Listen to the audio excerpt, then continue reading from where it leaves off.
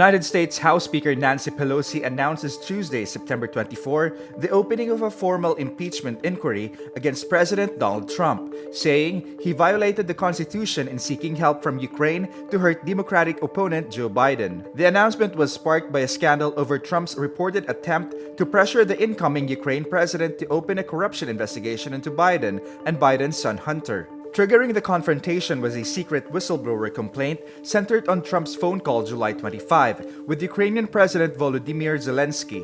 Trump admitted he spoke to Zelensky about Biden in the call and said Tuesday he had halted aid to the country temporarily before it was unfrozen last week.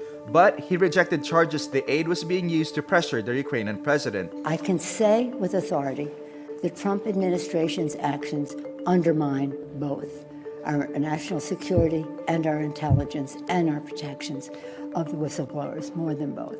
The president must be held accountable. No one is above the law. 7 moderate Democrats declared support for a full-blown impeachment probe, and analysts count at least 170 of the party's 235 House members in support. Meantime, Facebook removes a group of pages reportedly linked to Ukraine, which featured patriotic messages and praise for President Donald Trump, with posts seen by millions of users. Facebook says it took down the page I Love America and related pages for violating policies against spam and fake accounts. The move comes as Facebook and other platforms come under pressure to fight misinformation.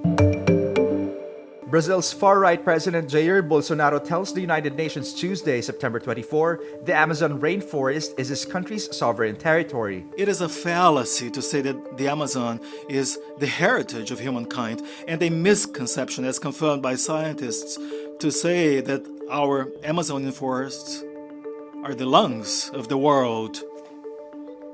Using and resorting to these fallacies, certain countries, instead of helping, behaved in a disrespectful manner and with a colonialist spirit. Bolsonaro notes that while every country has problems, sensational reporting in the international media aroused our patriotic sentiments. Bolsonaro's presence in New York sparked several protests near the United Nations, with demonstrators holding placards that say, "Bolsonaro, your hatred is not welcome here," and "Bolsonaro, a threat to the earth." 60% of the Amazon lies in Brazil. The latest satellite data from Brazil's National Institute for Space Research show 131,000 fires burning since January.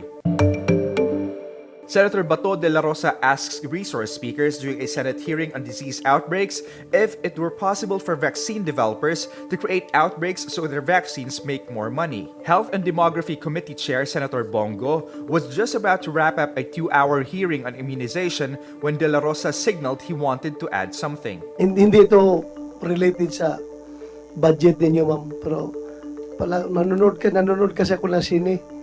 Tatanong ko lang sa inyo kung pwede ba yung mga lumalabas sa sine na yung mga producer ng vaccines, sila rin yung nag-create ng outbreak para mabinta yung kanilang vaccine? Ako, wala ba? Nanonood lang ako ng sine. Pwede kaya mangyari yan? It's Dela Rosa's first and only time to speak in the hearing. The Research Institute for Tropical Medicine, or RITM, says policies are in place to prevent that from happening. We have been participating in what we call programs to address biosafety and biological threats and biological hazards. And this is in collaboration with other agencies abroad.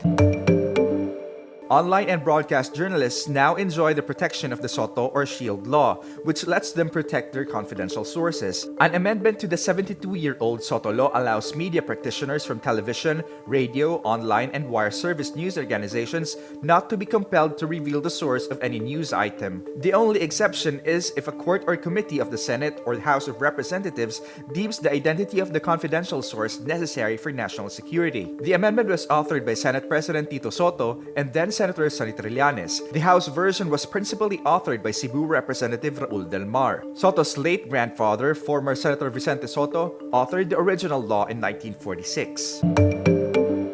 Hollywood studio Warner Brothers denies its controversial film Joker portrays its murderous outcast villain as a hero. This comes after families hit by the Aurora theater mass shooting penned an open letter, expressing concern on its depiction of mental illness and violence could prove incendiary. The film depicts the Joker as a severely depressed young man trying to build a career as a stand-up comic, but who is constantly rejected and beaten by society until he takes matters into his own extremely violent hands. Warner Brothers in a statement says, quote, "It is not the intention of the film, the filmmakers, or the studio to hold his character up as a hero." Warner describes gun violence as a critical issue and says it donated to victims and supported gun control legislation. Joker is scheduled for release on October 4, 2019.